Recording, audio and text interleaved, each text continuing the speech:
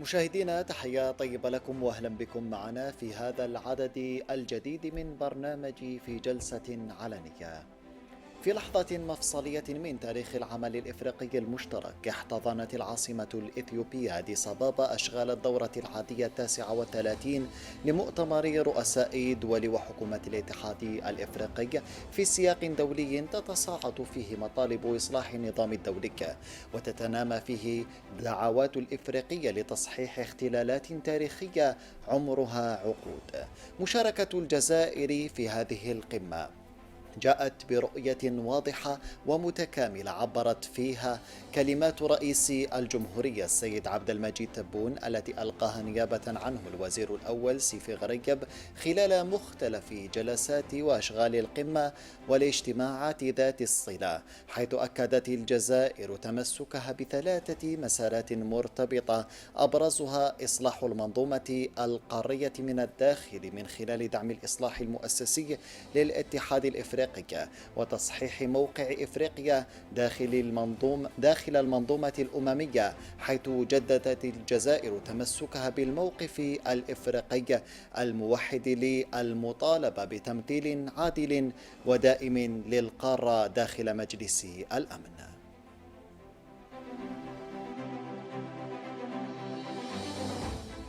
مشاهدينا الكرام، أهلا بكم معنا إذن في نقاش هذا العدد، وأسعد فيه باستضافة كل من السيد بخوش صديق نائب بالمجلس الشعبي الوطني عن حزب جبهة التحرير الوطني. أهلا بك سيدي. أهلا أخي الكريم ومرحبا بجميع زملائي وبمشاهدينا الكرام. شكرا لك سيد بخوش صديق، ويسعدني أيضا أن أرحب بالأستاذ فاتح بريكات نائب المجلس الشعبي الوطني عن حزب جبهة المستقبل. أهلا بك. شكرا أخي سيد أحمد على الاستضافة. مرحبا بك والأستاذين الكريمين الأستاذ مصطفى والأستاذ صديق ولكل السادة المشاهدين. شكرا لك، وأيضا يشرفنا أن نرحب بالأستاذ مصطفى برزامة المحلل السياسي. أهلا بك سيدي. تحية طيبة لك سيد أحمد وإلى ضيفيك الكريمين، وتحية طيبة إلى كل الشعوب الإفريقية في هذا الدورة العادية التي سوف تكون منطلقا لإصلاحات جذرية في المنظمات الدولية، خاصة الاتحاد الأفريقي والأمم المتحدة، وكذلك التحية إلى كل الشعوب التي تريد أن تتحرر. شكرا لك على تلبية هذه الدعوة سيد مصطفى برزامة، وأبدأ النقاش معك. إذن شارك الوزير الأول ممثلا للسيد رئيس الجمهورية في إشغال الدورة 39 للاتحاد الإفريقي والاجتماعات ذات الصلة، وشكلت إذن كلمات السيد رئيس الجمهورية خلال القمة رؤية مترابطة من خلال إصلاح مؤسسات الاتحاد الإفريقي وتصحيح ذلك الظلم التاريخي المسلط على القارة الإفريقية منذ سنوات وعقود، وأيضا تعزيز السيادة الاقتصادية والسياسية لهذه القارة. يعني كيف يمكن قراءة دلالات ورسائل كلمات السيد رئيس الجمهورية خلال هذه القمة؟ شوف، الدبلوماسية الجزائرية ليست دبلوماسية أقوال فقط، هي دبلوماسية أفعال.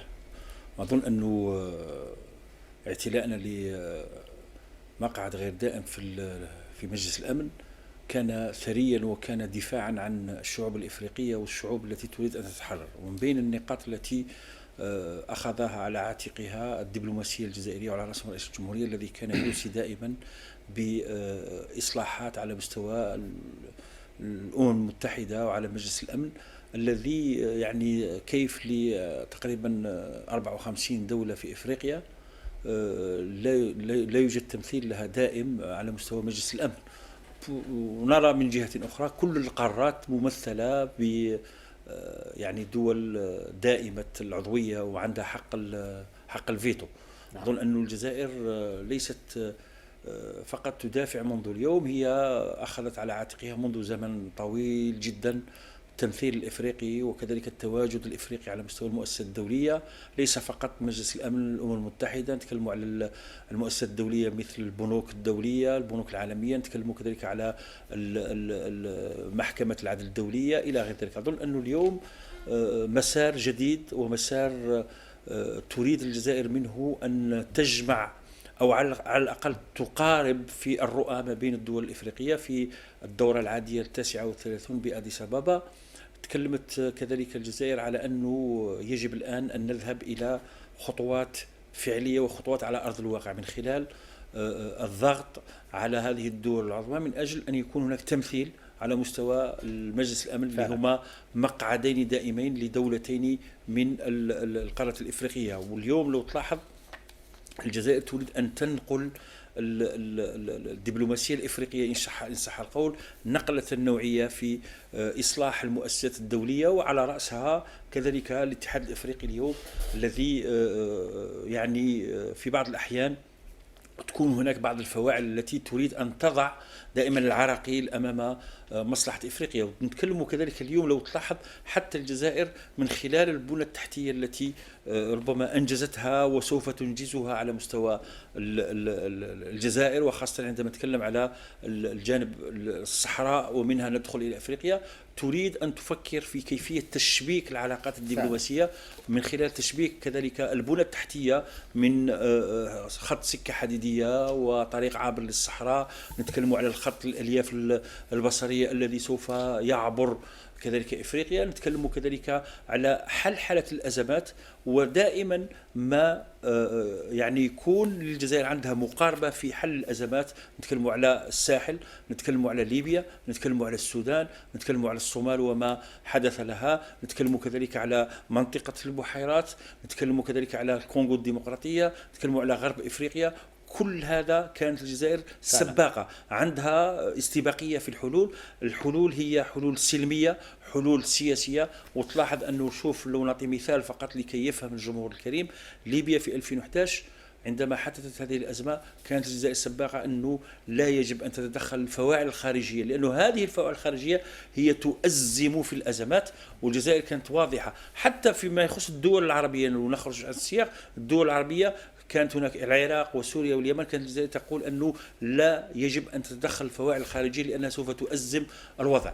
اليوم الجزائر يعني تتكلم وتحاول لملمة الدول الإفريقية، وخاصة بعد يعني النخب الإفريقية بدأت تعتلي سدة الحكم، وهذه النخب الإفريقية تدرك تمام الإدراك أنه بعد الاستعمار العسكري كان هناك استعمار اقتصادي واستعمار ثقافي، وبعد ذلك بدأ في الانقلابات. لو تلاحظوا فقط الانقلابات العسكرية فعلا بقدرة قادر لا نجد لها يعني أي وجود اليوم. لماذا؟ لأنه هذه النخب أدركت من خلال ما قدمته الجزائر في السنوات الأخيرة، خاصة في الاتحاد الأفريقي أو على مستوى كذلك اللجان الموجودة داخل الاتحاد الأفريقي، المجلس السلم والأمن إلى غير ذلك.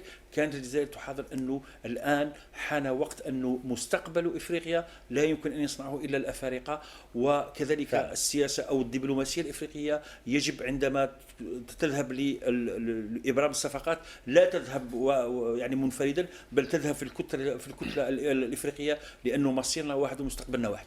نعم سيد مصطفى بورزمة، وسنعود إذن إلى هذه المقاربة السيادية التي ينبغي أن تقوم عليها الرؤية الإفريقية في مستقبل الشراكات وتنويعها مع مختلف الدول. ومن أبرز أيضا المحطات توجت هذه القمة باعتماد إعلان الجزائر حول جرائم الاستعمار في إفريقيا، الذي جاء تتويجا للمؤتمر الدولي المنعقد بالجزائر نهاية نوفمبر سنة 2025. ومنه أكد السيد رئيس الجمهورية في كلمته التزام الجزائر الدائم والكامل والثابت لترسيخ مقاربة قانونية واضحة وصريحة لتجريم الاستعمار.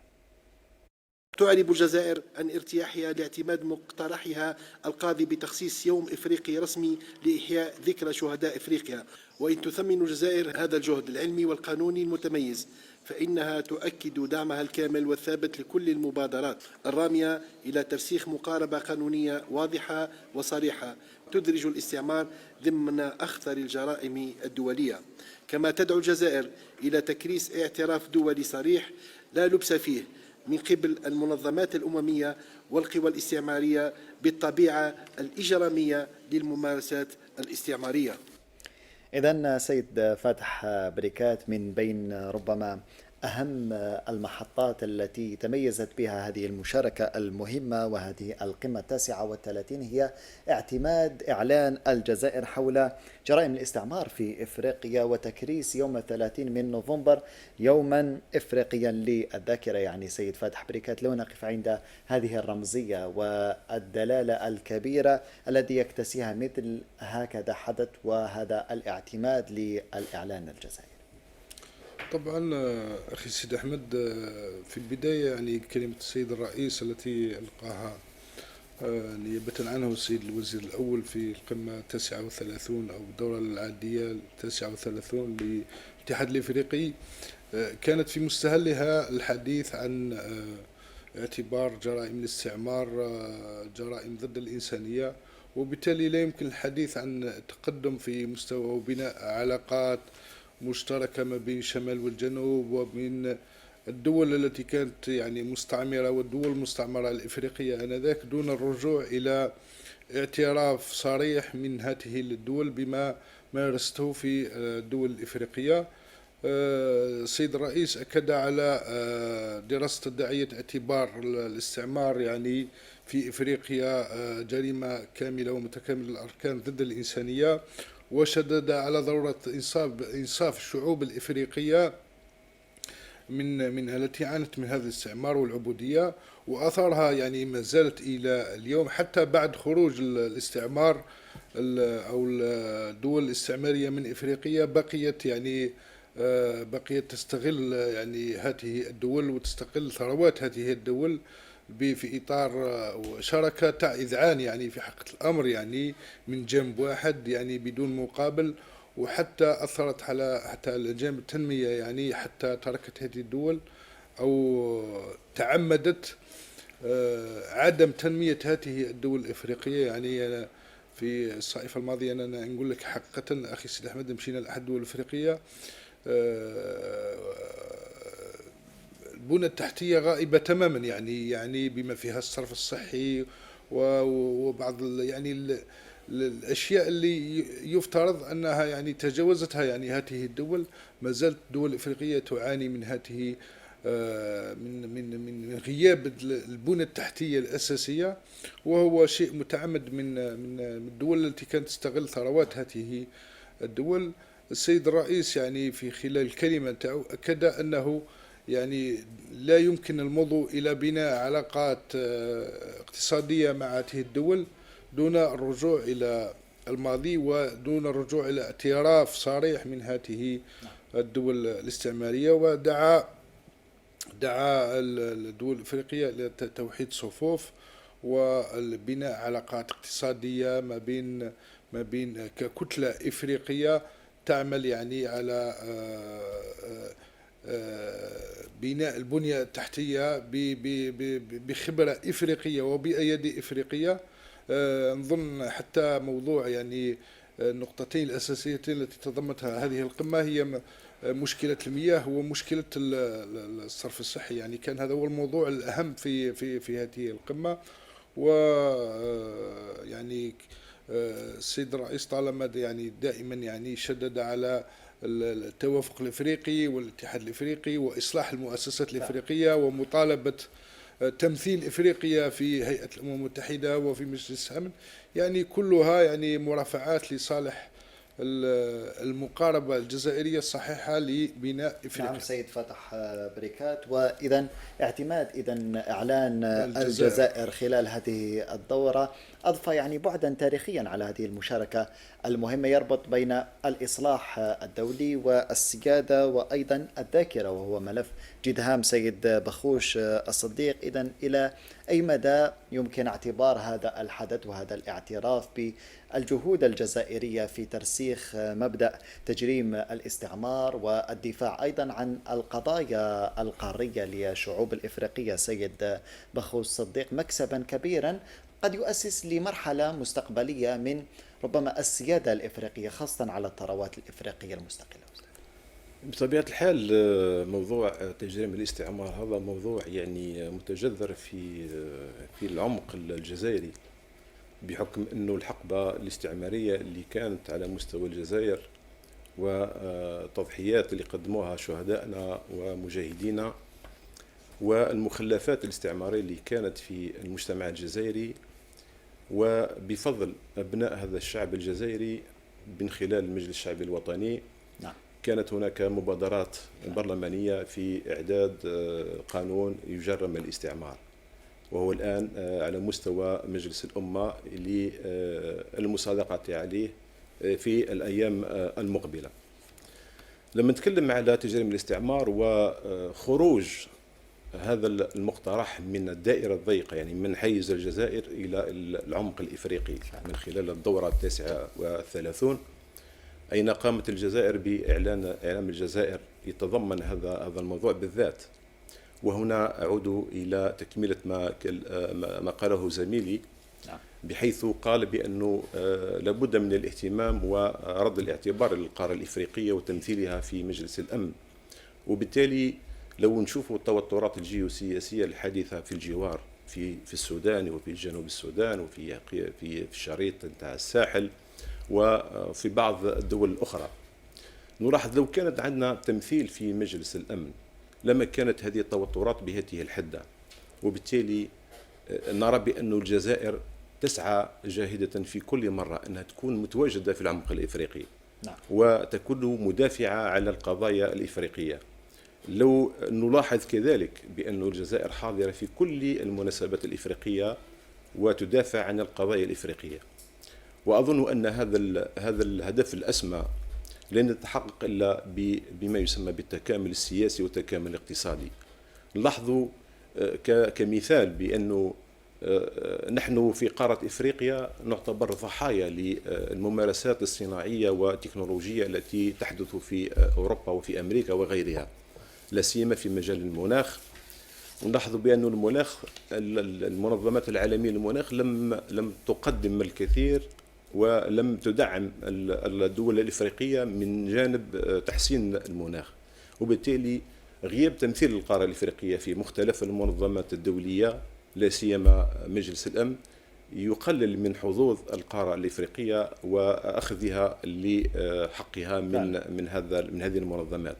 وبالتالي علينا من خلال التكامل الإفريقي لا سيما في الشق الاقتصادي أنه كل الثروات السائدة في إفريقيا لابد من استغلالها بشكل سوي، ومحاولة استغلال كذلك المناطق التجارة الحرة اللي أطلقت في إفريقيا زليكاف واستفادة منها لصالح الإفريقيين. نعم سيد بخوش، سنعود أيضا إلى البعد الاقتصادي خاصة البعد التنموي من قضايا القارة، لكن أقف عند نقطة كنت قد أشرت إليها قبل قليل، والسيد رئيس الجمهورية أكد في كلمته على ضرورة رفع المظالم التاريخية المسلطة على القارة الإفريقية وتصحيح ذلك الإجحاف التاريخي في حق القارة وتمثيلها أحسن تمثيل داخل الهيئة الأممية لمجلس الأمن. نتابع هذا التصريح ونعود. وقد أضحى من البديهي أن تحتل قارتنا الإفريقية المكان التي تستحقها في مجلس الأمن الأممي، انطلاقا من مكانتها الجيوسياسية ووزنها الاقتصادي ومساهمتها الحضارية، كما أن تحقيق هذه المساعي ليس منة أو هبة، بل هو حق تاريخي وعدالة تأخر تحقيقها وإجحاف وجب تصحيحه. وقد باتت دولنا اليوم أكثر من أي وقت مضى مؤهلة لتقديم حلول فاعلة. إذن سيد عبد القادر بريش، نرحب بك معنا، وأنت التحقت بنا للتو نائب المجلس الشعبي الوطني عن حركة البناء الوطني، وكنا قد استمعنا للتو لكلمة السيد رئيس الجمهورية ويؤكد على ضرورة تصحيح الإجحاف التاريخي الذي تعانيه إفريقيا داخل المنظومة الأممية. إذن سيد عبد القادر بريش، من خلال هذه الكلمة ومن خلال هذه المطالب الإفريقية اليوم، يعني كيف يمكن تصحيح هذا المسار مستقبلا، وما هي المكانة التي يجب أن تحتلها إفريقيا ضمن المنظومة الأممية والمنظومة الدولية؟ شكرا. في الحقيقة يعني كلمة السيد الوزير الأول اللي تلاها يعني نيابة عن السيد رئيس الجمهورية تترجم حرص الجزائر دائما على إصلاح منظومة الحوكمة الدولية وهيئة الأمم المتحدة ومجلس الأمن. الحقيقة يعني كلمته جاءت بعبارة مهم هو تصحيح الخطأ التاريخي أو والإجحاف، وحان الوقت يعني تحتل أو تأخذ مكان، يعني القارة الإفريقية تأخذ مكانتها في المنتظم الدولي فعلا. هذا إجحاف تاريخي، والآن تحولات الجيوسياسية والجيواقتصادية ومكانة إفريقيا والدور اللي تلعبه إفريقيا على يعني في العلاقات الدولية، والنضج الذي بلغه الاتحاد الإفريقي الآن في إطاره المؤسساتي. أعتقد أنه حان الوقت بأن إفريقيا تأخذ مكانتها الطبيعية في كعضو دائم في مجلس الأمن، بالإضافة إلى الهيئات الدولية الأخرى. ولاحظنا يعني في السنوات الأخيرة تبوء يعني كثير من القادة الأفارقة والنخب الإفريقية في عدة هيئات دولية وأبانت على كفاءة يعني عالية.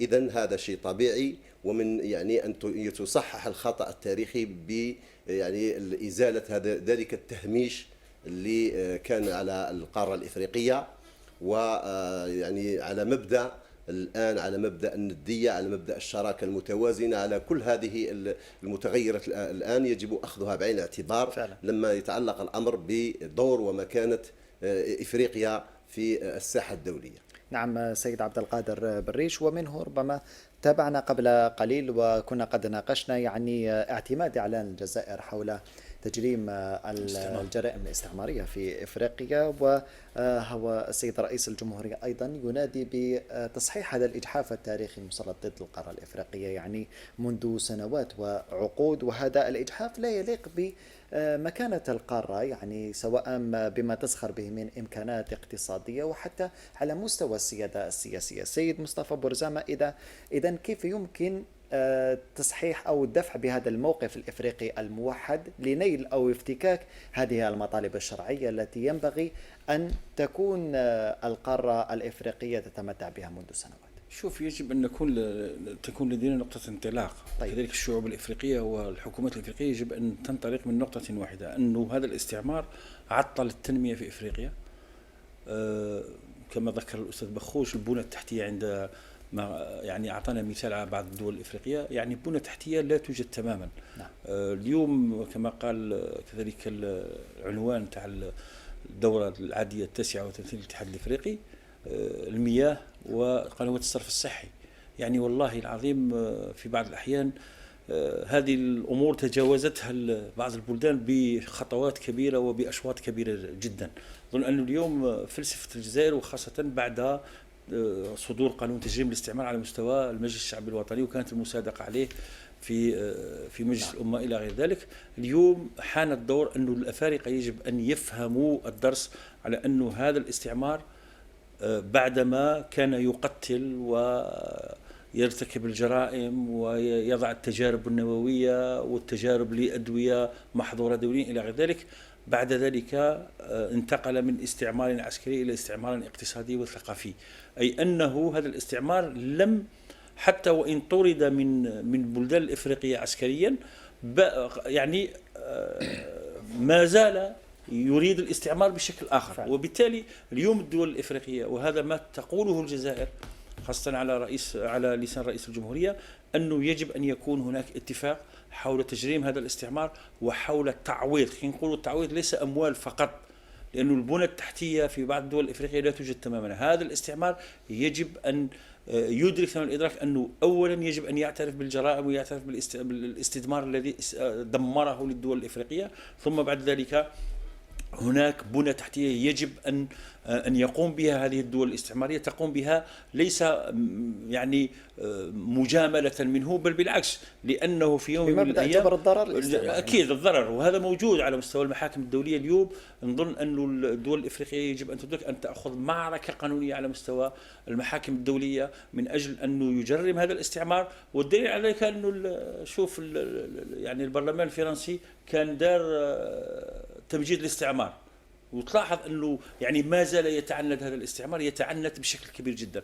نظن أنه فلسفة الجزائر، ولا ننسى كذلك ثوار منصور مانديلا، العربي بالمهيدي، يعني الثورات الشعبيه مثل ثوره بوعمامه، الزعاتشا، نتكلموا على افريقيا، الكونغو الديمقراطيه، نتكلموا على ما فعله في السنغال، ما فعله في بوركينا فاسو، ما فعل كذلك في غينيا الى غير ذلك، وفي حتى في دول الساحل مالي والى غير ذلك. هذه الاله الاستعماريه كانت تريد يعني تعطيل، حتى نذهب الى استعباد البشر من طرف هذا الاستعمار. يعني هناك ملفات ثقيله وكبيره جدا يمكن للجزائر ويمكن للدول الافريقيه ان تجعل من هذا الملف يعني ملفا قويا. واول حاجه يجب ان الاستعمار ان يجرم وان يعترف بجرائمه. نعم. وثاني حاجه يجب ان يعوض هذا الاستعمار كل الشعوب الافريقيه. لو تلاحظ جيدا أن هذه النخب الإفريقية عندما بدأت تنشط في بيئة سليمة، شوف يعني أكبر المؤسسات الدولية موجود فيها، تجد فيها على الأقل إفريقي، وتجد فيها على الأقل جزائري، تجد فيها على الأقل من كل البلدان الإفريقية. أي أنه هذه النخب الإفريقية هي مادة رمادية يعني مفقودة جدا، ولكن هذا الاستعمار عطلها ويريد وما زال إلى يومنا هذا نعم. يعني يمول بعض الأزمات ويمول بعض الحركات الإرهابية ويقوم ببعض الجرائم التي موجودة على مستوى الدول الإفريقية. نعم بالفعل. والحديث أيضا عن إصلاح المنظومة الأممية وخاصة مجلس الأمن الأممي يرتبط أساسا بمكانة القارة في النظام الاقتصادي الدولي. سيد فاتح بريكاد، يعني إلى أي مدى في المقابل يؤثر هذا ضعف التمثيل السياسي للقارة الإفريقية في قدرتها أيضا على استغلال مواردها الاقتصادية أحسن استغلال وبناء شراكات يعني بمبدأ المناصفة الربحية ومبدأ رابح حسن؟ هو الأكيد أنه أخي سيد أحمد يعني في الآونة الأخيرة لاحظوا باللي الكثير من القادة الأفارقة أدركوا تماما أنه لابد أن يكون هناك تكامل إفريقي فيما يخص التنمية وفيما يخص التعامل الاقتصادي وفيما يخص الاستثمار الإفريقي يعني جنوب.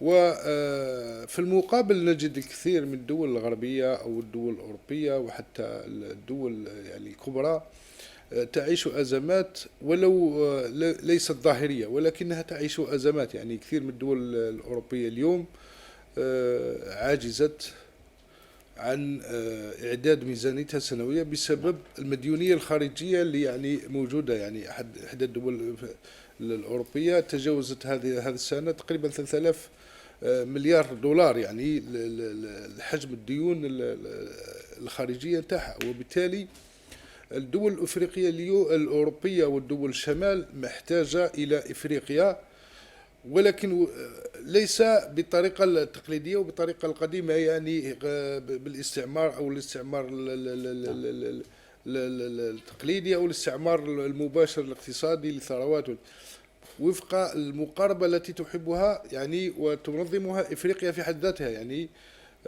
وفق القاعدة قاعدة رابح. على ذلك اليوم السيد الرئيس وكثير من الدول أو زعماء الدول الإفريقية يلحوا على ضرورة توحيد الصفوف فيما يخص بناء البنية التحتية، التكامل الاقتصادي، التجارة البينية. والسيد الرئيس أكد على هذا الأمر يعني في الكلمة نتاعو التي ألقاها السيد الوزير الأول، ودعم المشاريع التكامل القاري يعني نعم.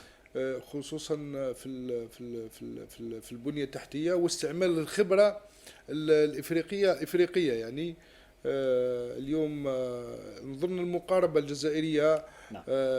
دقيقة واضحة، والدول الغربية في أمس الحاجة إلى أفريقيا أكثر من الدول الإفريقية في نعم. بحديث عن المقاربة الجزائرية، الجزائر من خلال كلمة السيد رئيس الجمهورية شددت على ضرورة أن تقوم أي شراكة اقتصادية مع الدول على مبدأ الاحترام المتبادل، السيادة والربح المتبادل. السيد عبد القادر بريش، يعني كيف يمكن للدول الإفريقية إعادة صياغة علاقاتها الاقتصادية مع الشركاء الدوليين بما يضمن نقل التكنولوجيا والقيمة المضافة وأيضا مبدأ الربح المتبادل مع هذه الدول، خاصة وأنه نلحظ في الآونة الأخيرة هناك اهتمام متزايد من العديد من الدول الغربية بإفريقيا في إطار الشراكة الإيطالية الإفريقية، الشراكة الأمريكية الإفريقية، وحتى شراكة بين الصين وإفريقيا. يعني هذا الاهتمام المتزايد يفرض حتمية أو مقاربة جديدة لأن تكون الشراكة يعني بمبدأ السيادة والربح المتبادل، أليس كذلك؟ شكرا. يعني هذه مقدمة اللي تفضلت بها يعني تجعلني نقول بأن إفريقيا الآن أصبحت محل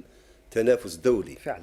كما نلاحظ في كل سنة تعقد قمم يعني إفريقية للقوى الكبرى، نتكلم على الصين إفريقيا، روسيا إفريقيا، إيطاليا إفريقيا، اليابان إفريقيا إلى غير ذلك، نظرا لأهمية القارة الإفريقية، فهي القارة يعني الصاعدة وهي اللي تتميز بالثروات والموارد الطبيعية المختلفة. وبالتالي دعني أقول بأن هذا يؤشر على أنه حدث تحول فيما يعرف يعني من الجيوبوليتيك إلى الجيو إيكونوميك. بعدها الاهتمام الدولي والتنافس الدولي بعدما كان في ما يعرف بالكلاسيكيات، يعني حتى التوترات الدولية كانت تقليدية وتقوم على القوة العسكرية وعلى الجغرافيا السياسية كما تسمى. الآن انتقل الاهتمام وانتقل الصراع الدولي على ما يعرف بالجغرافيا الاقتصادية وعلى التنافس على الموارد. وإفريقيا نظرا لأهميتها يعني جغرافيا أنها تقع في قلب العالم، يعني لو نشوفوا الخريطة هذا من الناحية الجغرافية. من الناحية البشرية إفريقيا تمثل خزان صاعد للقوى البشرية واليد العاملة، في السنوات الأخيرة على الأقل في 20 سنة إلى 25 سنة الأخيرة نقول بأن إفريقيا أصبحت تتميز هذه الموارد البشرية بكفاءة نظرا لتطور أنظمة التعليم والجامعات وإلى غير ذلك. فكل هذه العوامل مجتمعة تجعل من القارة الإفريقية محل تنافس، وتجعل من القارة الإفريقية والقادة الأفارقة والدول الإفريقية يجب أن هي كذلك تفرض مقاربتها، وهي مقاربة أولا السيادة وعدم التدخل، ويعني رفض منطق الهيمنة الذي كان سائدا ما بعد الاستعمار. هذا الجانب الأول. والجزائر تقود القاطرة الآن في مسألة السيادة وعدم التدخل في شؤون الداخلية للدول ورفض كل أشكال الهيمنة. كذلك المقاربة التي تنتهجها إفريقيا الآن وتقودها الجزائر وهي تنويع الشراكات فعلا. وإقامة الشراكة المتوازنة على أساس قاعدة رابح رابح. إذن هذا هو المنطق الذي يجب أن يعني يسود في كل يعني القرارات القادة الأفارقة. ولعل يعني الاتحاد الإفريقي الآن يعني أنضج من أوراقه ومن مطالبه ومن مقرراته ومن قراراته في هذا الاتجاه. فعلا. كل القادة الأفارقة الآن مقتنعون كل الاقتناع أن يجب التغيير ينطلق من إفريقيا، وأن الإفريقيا هي التي يجب أن تفرض منطقها باعتبار هذا الاهتمام المتزايد من طرف هذه الدول اللي تمتلك القوة يعني الرأسمالية وتمتلك القوة التكنولوجية. إذا أردتم أن تأتوا وتستثمروا معنا تعالوا لنستثمر بعيدا عن منطق الهيمنة، بعيدا عن منطق يعني استنزاف الثروات، نقيم شراكات، نقيم مشاريع، نقيم تنمية، نقيم تكنولوجيا. فكل هذا يجب أن يعني يكون يعني هو المقاربة التي تنتهجها يعني القارة الإفريقية من خلال هكذا ملتقيات وندوات ومؤتمرات للقادة الأفارقة، وهو أساس المقاربة الذي دائما وطالما ما تنادي بها الجزائر في هذه القمم. شكرا لك سيد عبد القادر بريش على كل هذه التفاصيل. إذن وصلنا إلى نهاية نقاش ملفنا الأول. مشاهدينا الكرام، لنا عودة بعد هذا الفاصل، ابقوا معنا.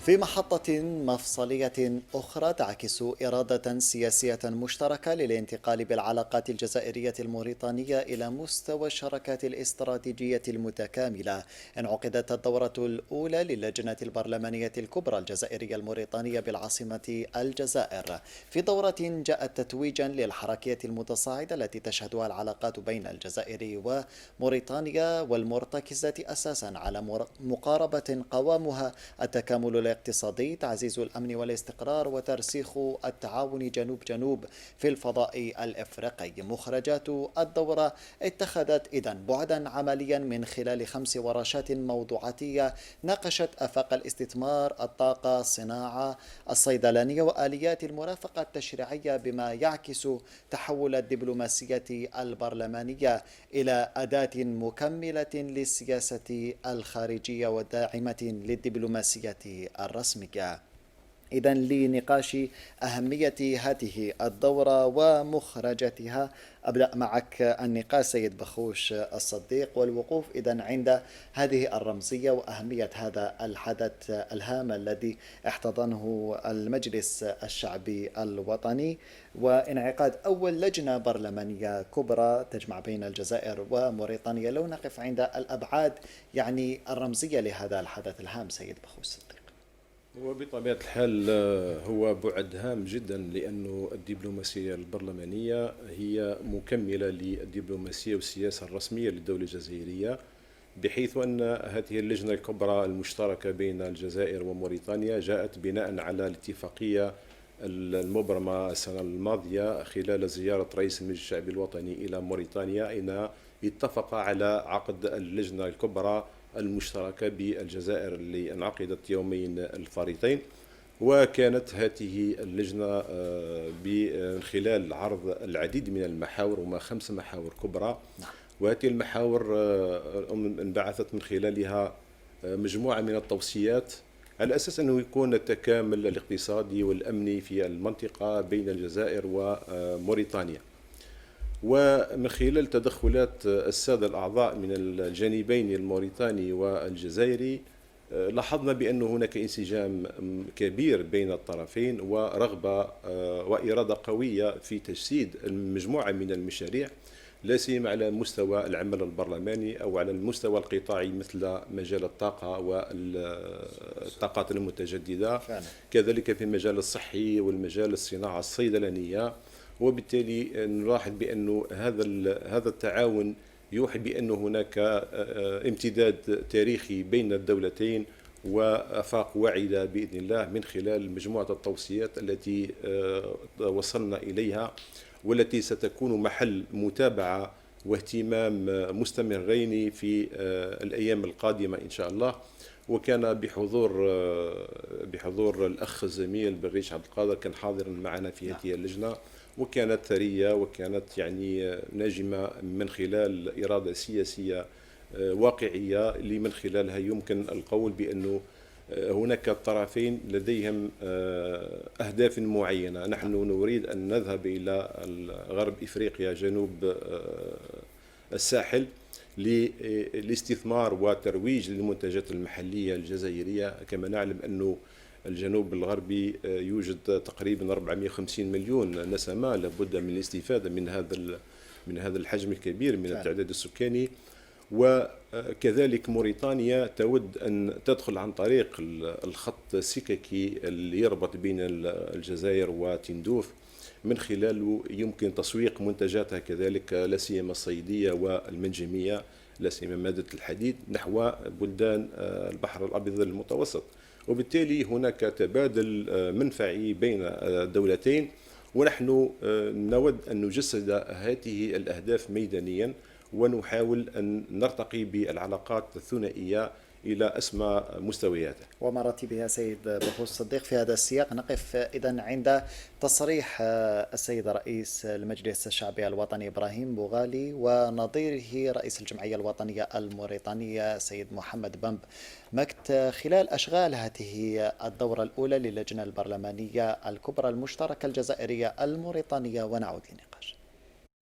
لقد شكلت هذه الدورة محطة هامة في مسار تعزيز التعاون البرلماني بين الجزائر وموريتانيا، وأكدت إرادة مشتركة صادقة للارتقاء بالشراكة الثنائية إلى مستويات أكثر تكاملاً وفعالية، لا سيما في المجالات الاقتصادية والتنموية، انسجاماً مع الرؤية المشتركة التي يقودها رئيس الجمهورية السيد عبد المجيد تبون وأخيه فخامة رئيس الجمهورية الإسلامية الموريتانية السيد محمد ولد الشيخ الغزواني، بما يخدم المصالح المشتركة ويستجيب لتطلعات شعبينا. وإن النتائج والتوصيات التي توصلنا إليها اليوم تشكل خطوة عملية لمواصلة التنسيق والتشاور وتفعيل آليات العمل المشترك، بما يعزز دور الدبلوماسية البرلمانية في مرافقة جهود حكومة البلدين وتقوية التعاون الثنائي في مختلف المجالات. نتطلع إلى تجسيد حي لمحتوى البيان المشترك والتوصيات الصادرة في أعقاب هذه الدورة، وتحويلهما إلى مكاسب ملموسة تخدم الصالح العام وتمهد السبيل لقطع أشواط أخرى على درب التعاون المثمر والتكامل البناء. إذن للوقوف عند أهمية هذه المحطة أيضا سيد مصطفى بورزامة، ربما يمكن الحديث عن العديد من الأبعاد التنموية والاقتصادية وحتى الأمنية في الشراكة الجزائرية الموريتانية. إلى أي مدى إذن يشكل هذا الإطار البرلماني الأول من نوع بين الجزائر وموريتانيا آلية جديدة لتعزيز الشراكة متعددة الأبعاد بين البلدين سيد مصطفى؟ أكيد يجب أن نتكلم أن الدبلوماسية البرلمانية أخذت أبعاد مهمة جدا، وهي موازية للدبلوماسية الرسمية.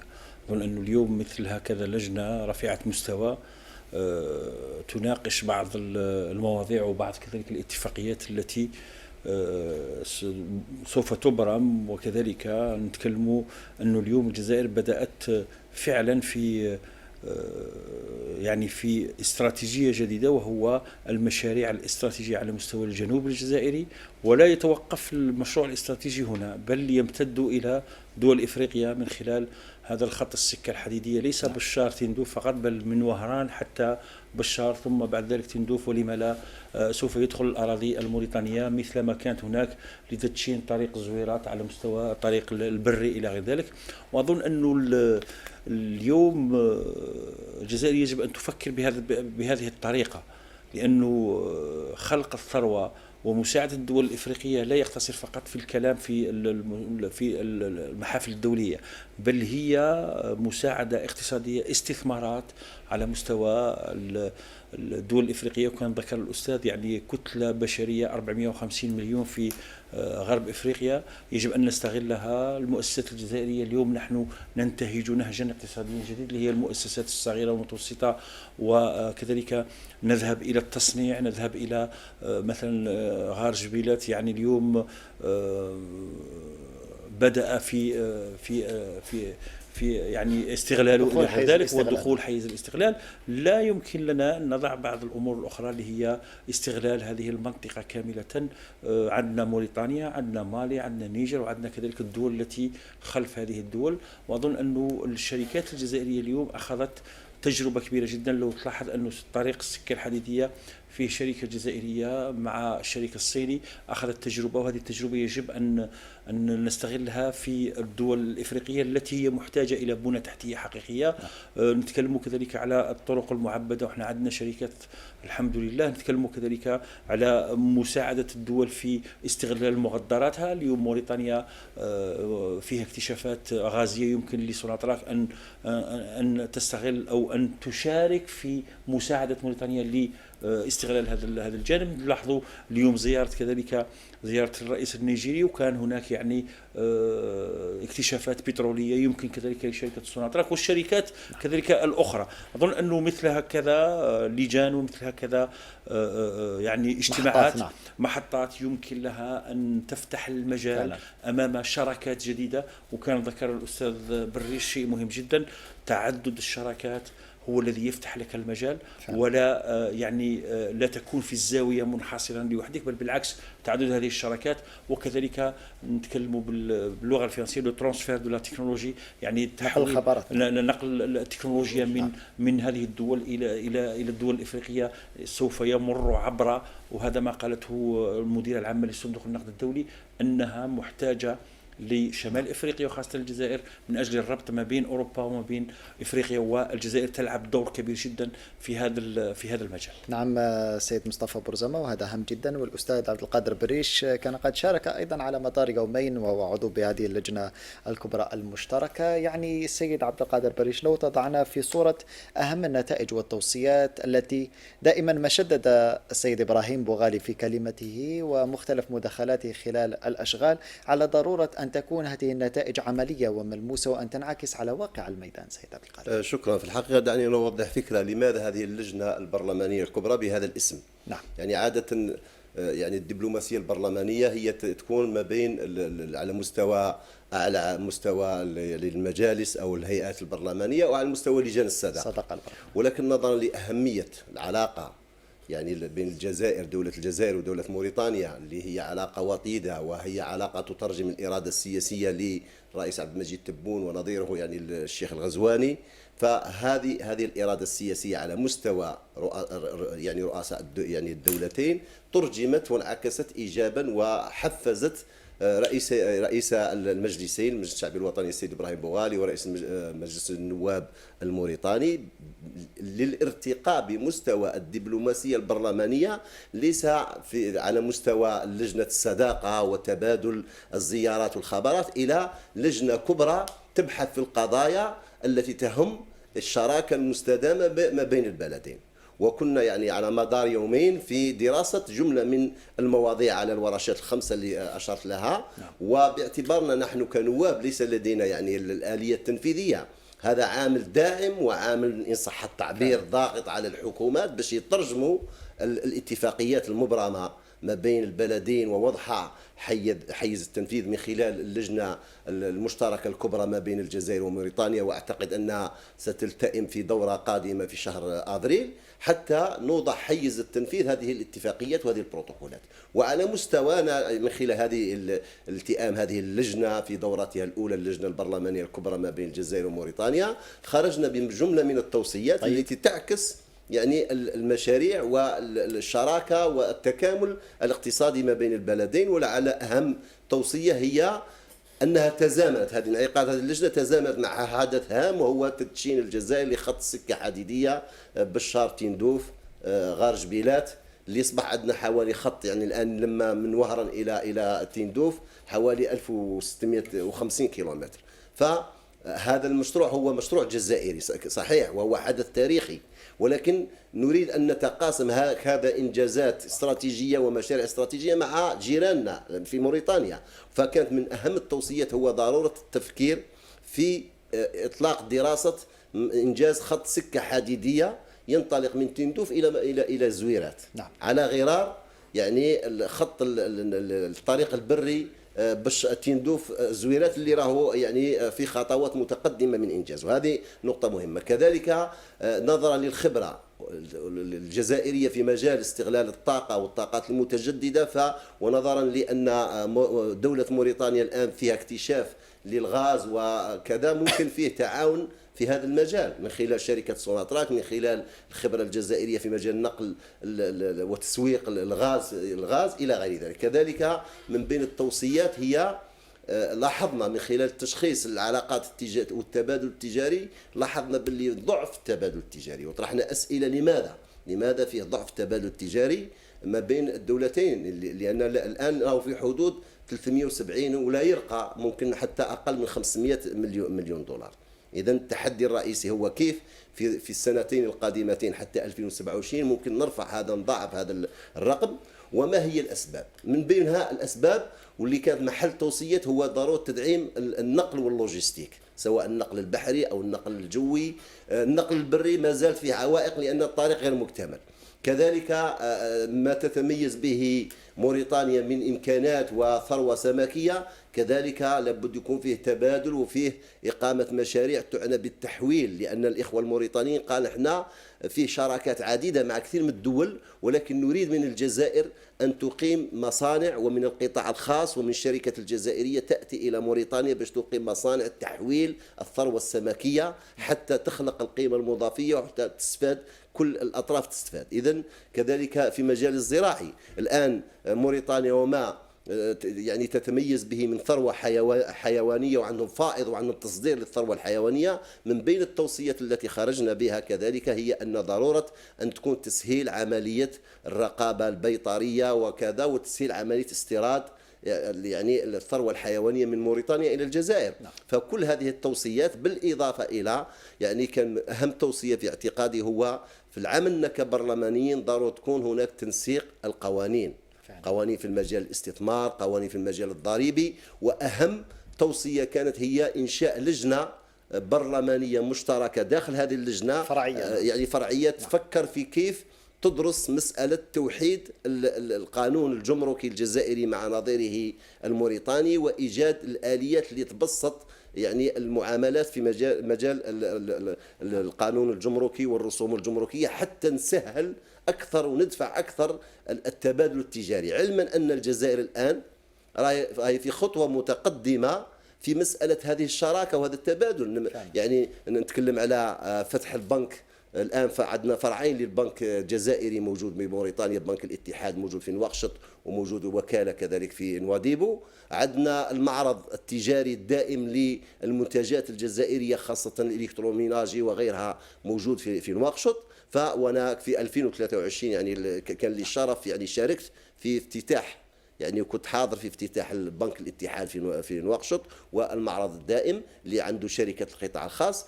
من بين التوصيات وأختم بهذا التوصيات ضرورة أن الدورة القادمة لابد شفنا ينقصنا طرف، نحن كبرلمانيين ينقصنا طرف وهو حضور ممثلين عن القطاع الخاص، لأن المشاكل والتحديات هذه يعرفوها الممارسين اللي يعيشوا يوميا العمل. فقلنا لابد يكون هناك حضور معنا ممثلي الشركات وممثلي القطاع الخاص حتى يعني تكون التوصيات عندها طابع عملي وميداني أكثر.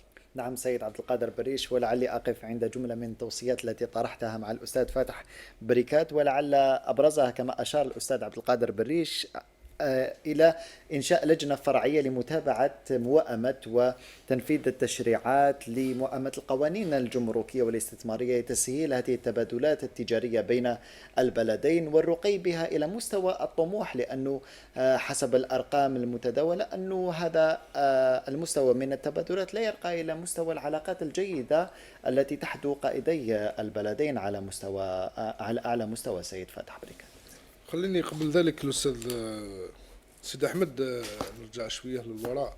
نعم. يعني لما تفضل به الأساتذة الأفاضل والزملاء الأفاضل. أولا الدبلوماسية البرلمانية هي مكملة للدبلوماسية الرسمية أو الحكومية، وهذه المرة كانت يعني أعطت القوة يعني بإرادة الرئيسين رئيسي البلدين توجت بلجنة كبرى يعني أو دورة كبرى البرلمانيين لإعطاء هذه مستوى العلاقات التاريخية والأخوية ما بين البلدين الطابع الشعبي، يعني أكثر من يستدير كل علاقات اقتصادية تدعم بالعلاقات الشعبية. الأكيد راح تكون عندها مخرجات أكثر قوة وأكثر منعة. الاستشراف ما بين البلدين فيما يخص الجزائر اليوم يعني تريد الاستثمار في العمق الإفريقي عن طريق موريتانيا، وبالتالي نظن المخرجات تاع اللجنة ومن خلال الورشات التي يعني تم مناقشتها في الطاقة وفي الصناعة الصيدلانية. واليوم الجزائر لاحظوا باللي راهي رائدة في الصناعة الصيدلانية وكذلك في مجال الطاقات والطاقات المتجددة من خلال الاستثمار في العمق الإفريقي عن طريق موريتانيا وحتى داخل موريتانيا. حجم المبادلات حقيقة يعني التجارية ما بين البلدين يعني ما زالت يعني ضعيفة نوعا ما، ولكن بالمشاريع التي أطلقت يعني من خلال الطريق البري ومن خلال ربما ربط خط السكة الحديدية التي ربما يعرف في السنوات القادمة إطلاقه إن شاء الله. فالأكيد والخط البحري ولما حتى الخطوط الجوية. فالأكيد أن مستوى العلاقات الاقتصادية والتجارية وحجم المبادلات التجارية راح يرتفع في داخل موريتانيا وداخل غرب إفريقيا.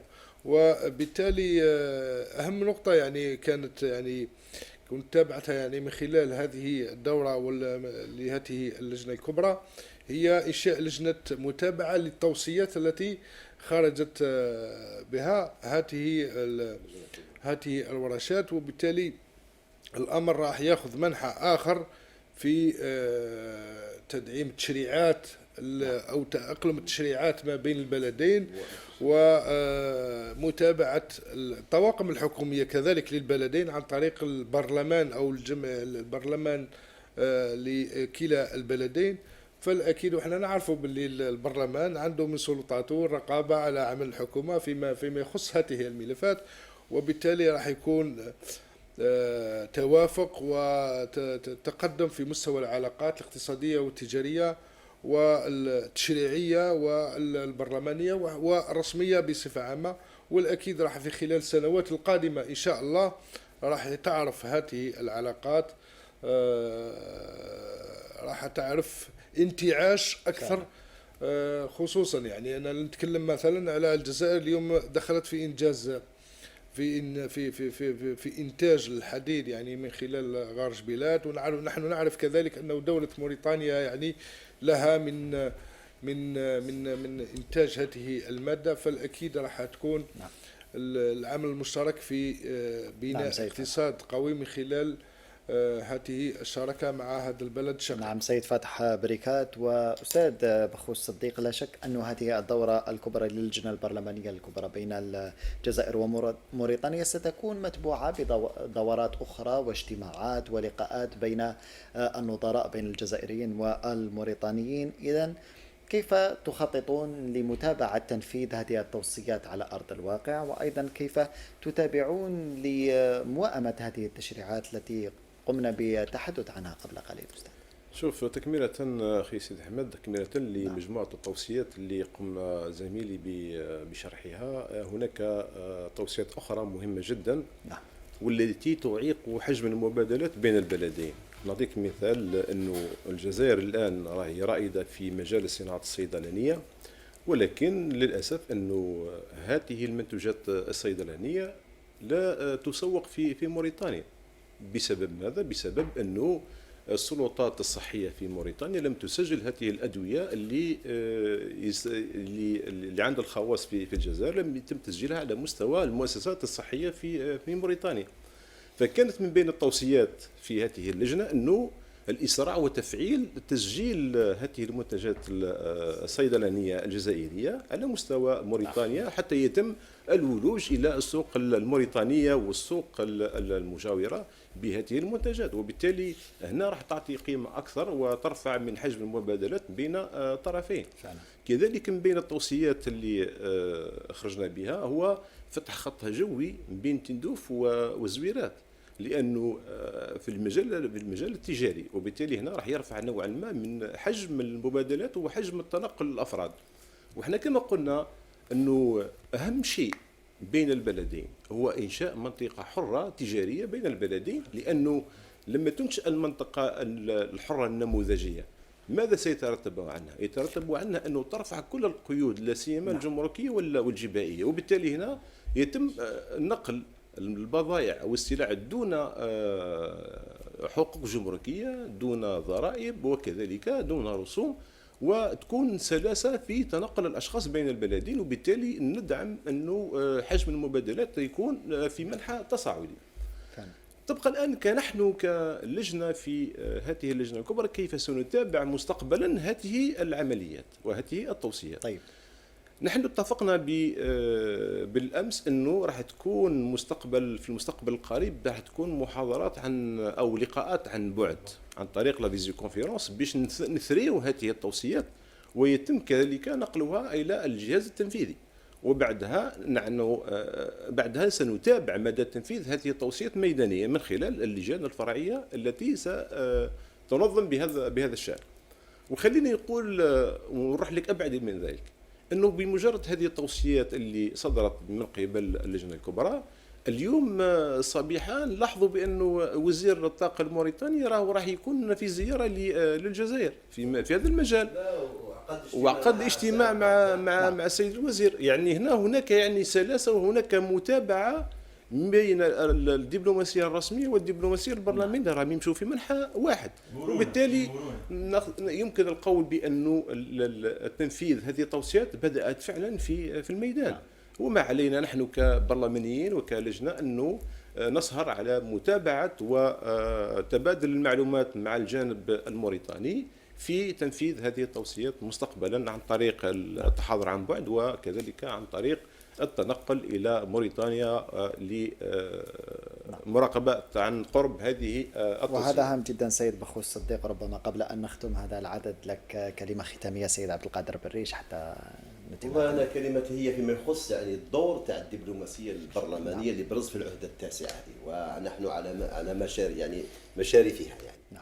أنا نتمنى باش تكون احنا بمنطق استمرارية العمل المؤسساتي ومنطق الدولة، أن هذا العمل ما يتوقفش، لأن احنا رانا في نهاية العهدة، وهذه الدورة الأولى للجنة البرلمان المشتركة تاع مع الجزائر وموريتانيا راهي جات تقريبا في نهاية العهدة. نتمنى إن شاء الله من المجلس الشعبي القادم إن شاء الله بعد الانتخابات القادمة يستمر في هذه الدينامية تاع الدبلوماسية البرلمانية، والكل يلاحظ والدارسين للدبلوماسية البرلمانية في الجزائر يشهدون ويقرون بأن العهدة التاسعة شهدت نقلة نوعية في الدبلوماسية البرلمانية. وإحنا تمنينا لو كان الوقت سمح باش ننضج أكثر مجموعة من اللجان البرلمانية الكبرى على غرار موريتانيا. هذه النقطة. النقطة الثانية وهو أنه يجب على يعني الجهاز التنفيذي، على الحكومات، يعني هو وضع حيز التنفيذ ما يمكن من اتفاقيات وبروتوكولات في إطار اللجان الكبرى المشتركة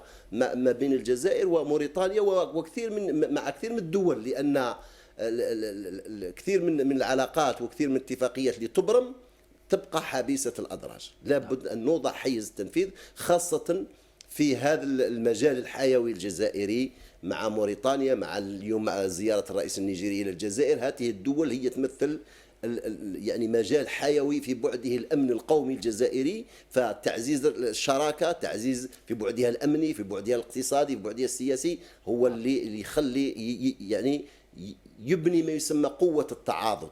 أنت لما تبني قوتك مع جيرانك، مع من هم في عمقك الاستراتيجي، راح تزداد قوة. وكما قال الأستاذ بخوش قال لك باللي احنا نتكلموا على موريتانيا كعلاقات تاريخية، علاقات سياسية، كسوق موريتانية، ولكن الاستهداف بالنسبة للجزائر هو السوق غرب إفريقيا، العمق الإفريقي. نعم. سيد بروفيسور بريش، نشكرك على كل هذه المعلومات والإضافات التي تقدمت بها، والشكر أيضا للأستاذ مصطفى بورزامة، وأيضا الأستاذ فاتح بريكات، والأستاذ بخوش الصديق. شكرا لكم ضيوفي الكرام، والشكر دائما موصول لكم مشاهدينا الكرام على كرم الإصغاء والمتابعة. نلتقي إذن الأسبوع المقبل في عدد جديد من برنامج في جلسة علنية.